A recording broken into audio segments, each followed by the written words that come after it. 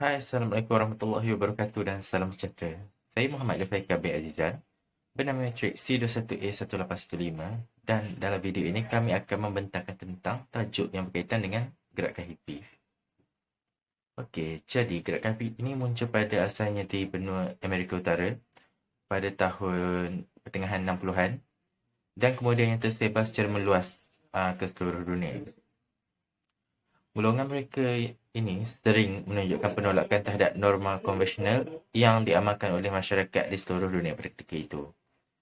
Golongan hippie ini juga sering terlibat dalam pergerakan lain seperti pergerakan seni, muzik dan juga anti-establishment.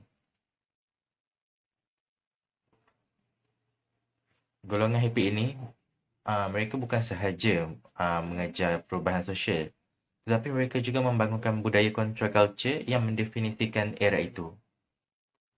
Golongan ini juga selalunya dianggap bertentangan dengan prinsip kebebasan dan juga kedamaian. Okey, seterusnya kita beralih kepada gaya hidup.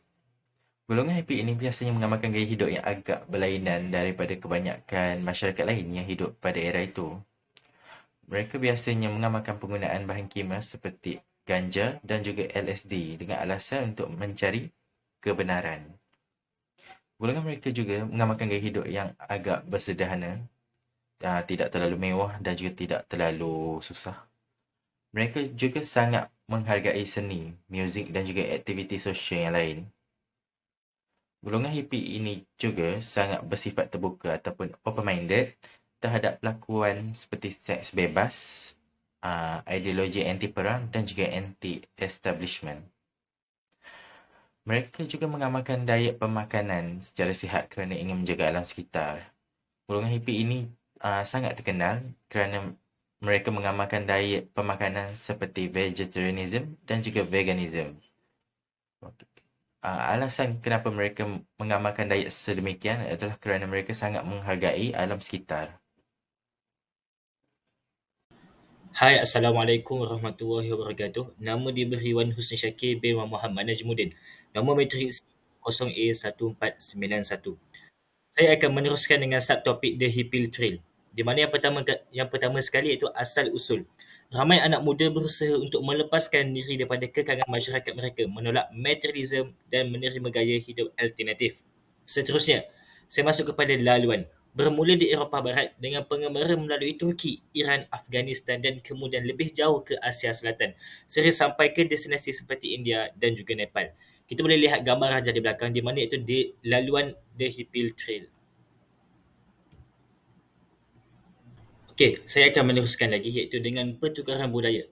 Di sepanjang laluan pengembara terlibat dalam pertukaran budaya dengan penduduk tempatan, selalunya menginap di asrama, ashram atau dengan keluarga tempatan.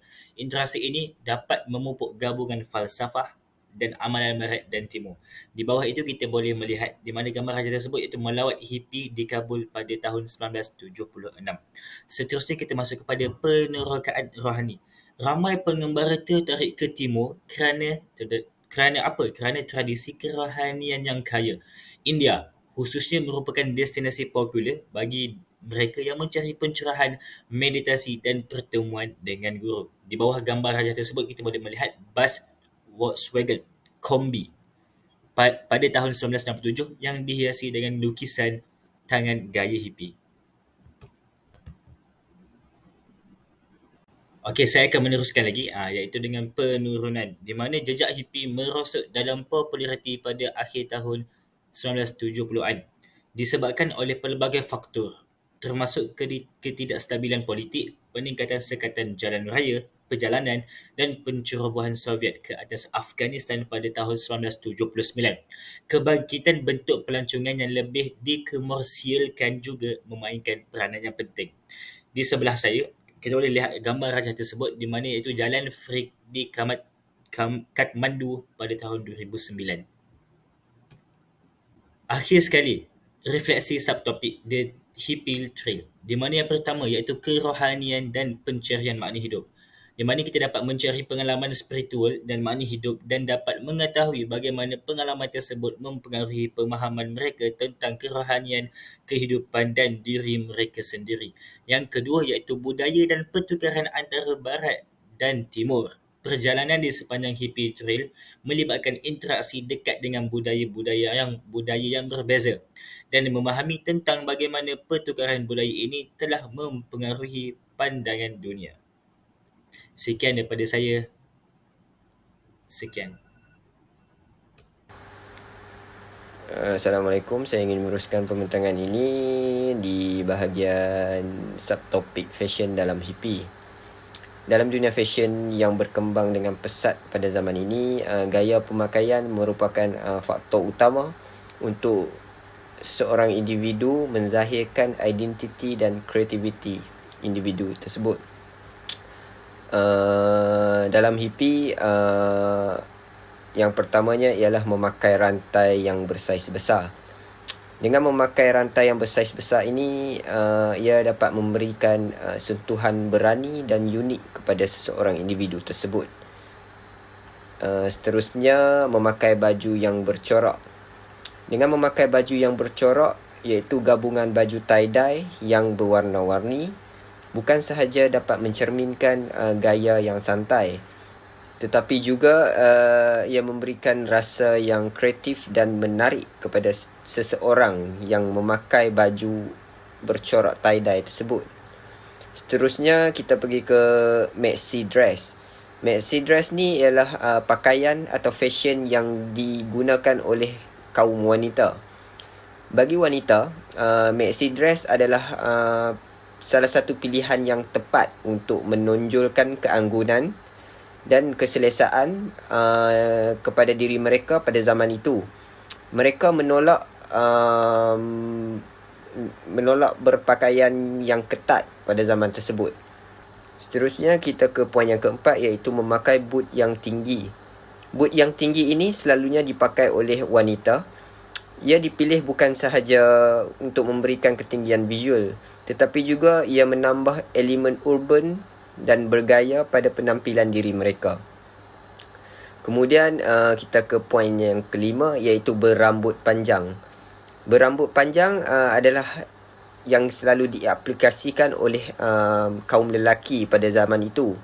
Pada zaman atau era hippie, berambut panjang ini tidak asing lagi, di mana ia menunjukkan simbol kebebasan dan semangat pada tahun 60-an tersebut.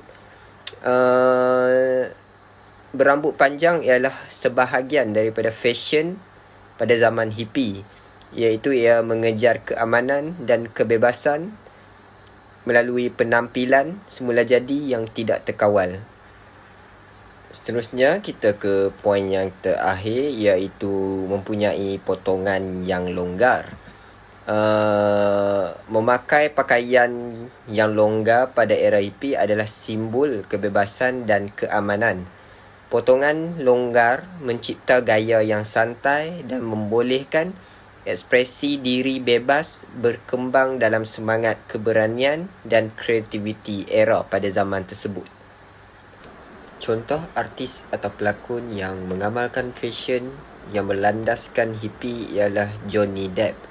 Johnny Depp ialah seorang artis yang terkenal di Hollywood yang membintangi filem Pirates of Caribbean. Beliau sangat menggemari dan mengamalkan gaya hidup atau fashion hippie dalam kehidupan seharian beliau. Misalnya, beliau memakai rantai yang besar, gelang kayu, berambut panjang dan baju yang berwarna-warni.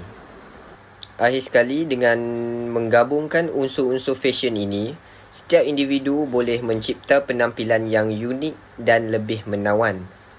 Gaya pakaian bukan sekadar fashion, tapi ia juga membentuk seni dan membolehkan kita menzahirkan identiti kita dalam dunia yang penuh dengan kepelbagaian.